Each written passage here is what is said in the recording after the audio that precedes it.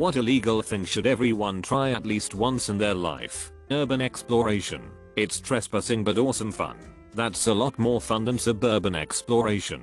I mean, it is kind of cool when you first discover there's a whole third row in the back, but after exploring a few of them, you realize that Chevrolet made them all pretty much identical. Never one for confrontation. I expounded vindication.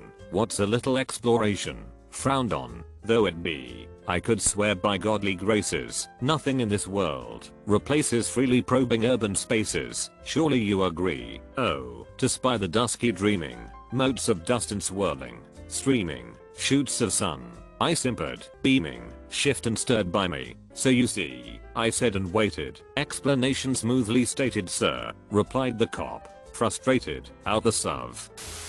Climbing roofs at night. It's so tranquil just sitting and watching the world go by. Just don't get caught. I climbed on top of a local high school a few years back. It was a fun experience until everything escalated rather quickly and I was running from a guy with a gun. Sex in public places. I think I've posted this before, but one of the best moments of my life was getting caught effing in the laundry/custodial supply room of a hotel in New York City. Went with a group from my state to a conference. Ended up hooking up with one of our members. Didn't have a place to do it because hotel rooms were being shared by our group. So found an unlocked custodial area where they housed clean towels along with a desk for the custodian. It's like 3 AM and she decides to get butt naked, whereas I just dropped my pants. About midway through doggy the night custodian comes in to get something off a shelf. However, for some reason he doesn't initially see us, and she turns around to look at me like, should we stop? No, we should not. So I start going to harder and faster. She's really getting into it. Then the custodian come back in, makes direct eye contact with me, then her, then back to me again and just blurts out, I'm sorry. He boots out, and we presume he's calling security, so we make a mad dash to get dressed and back to our room. Of course we didn't finish, so we try in the bathroom of our room with 5 other people sleeping in the beds and floor. Poor college kids. Would absolutely do it all over again. I met this girl in New York City when I was on a trip with a friend. She came with my buddy's girlfriend and we all stayed in one hotel room. It had 2 double beds, but the other girl insisted that I sleep on a rollaway. No big deal.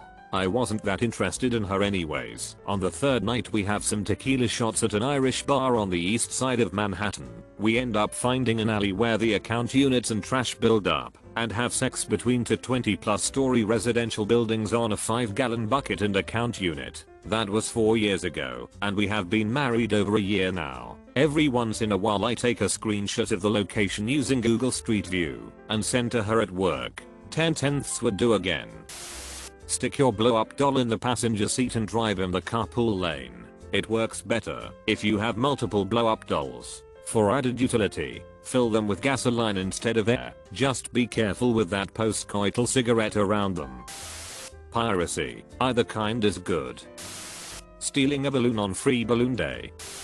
Taking a right turn on a red light. I've been to places where this is illegal and makes no sense, especially in small towns. Come on.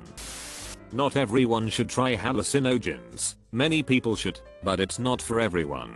Consult your subconscious before taking hallucinogens, as taking psychedelics under the influence of a negative mindset can increase your risk of confusion, fear, traumatic bursts of self-awareness, and generally a bad trip overall. Before taking hallucinogens, ask your friend or friends if they can be your trip sitter for the duration of your journey. Keep your hands and feet inside the vehicle at all times, and don't allow someone else to interfere with your experience. There are no emergency exits on this flight, so be prepared for anything. People who are likely to be disrespectful, confusing, or a-holes during your experience should be avoided, as they can increase your risk of sudden downswings. If it's your first time, you should not take hallucinogens when in the presence of strangers or acquaintances whom you aren't on good terms with. If you have a history of social anxiety, research your hallucinogen carefully, be aware of the effects and side effects, and most of all, do not take too much. It's difficult to physically overdose on most hallucinogens, but it's easy to mentally overdose. If you have taken a reasonable dose and do not believe you are feeling the effects, you may want to wait before taking more. or try again another time with a higher dose after the hallucinogens have left your system. If you have a designated trip sitter and they are experienced with the hallucinogen in question, consult them before increasing your dosage, as you may have already begun your journey and simply not realized it yet. Most of all, be safe, be free, and have a pleasant journey.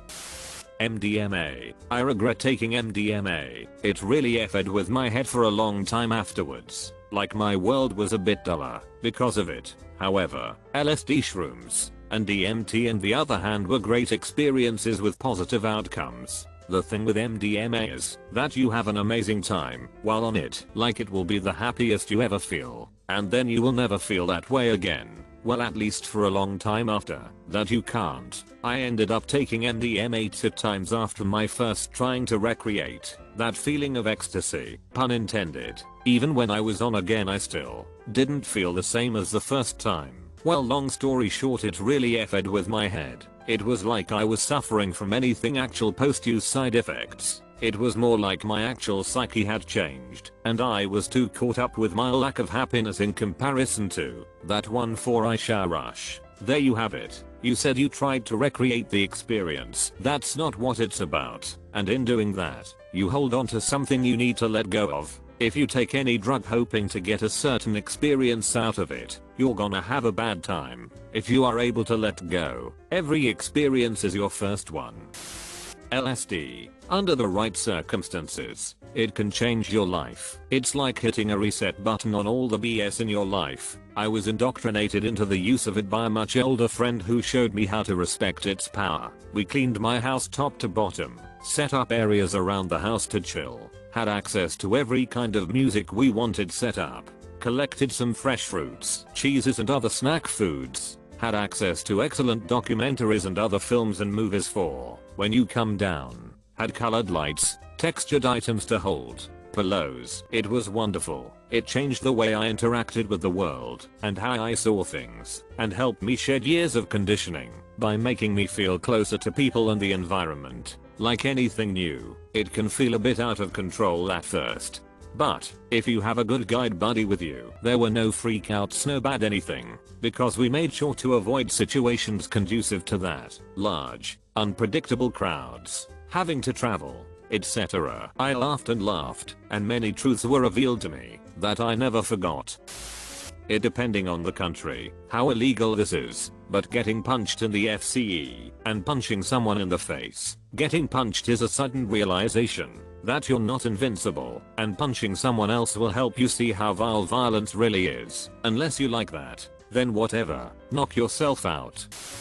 This isn't something you can pursue, but I think most everyone should get in at least one real fight in their lives that they didn't provoke. Everyone should know the height of human aggression so they can understand the reality of it, respect that it exists, and appreciate defense. Like when hearing people say a man should never hit a woman. This typically comes from people who have never been forced to actually protect themselves. If they did, they would know that nobody should attack anybody, and offending and protecting yourself and others is not gender conditional.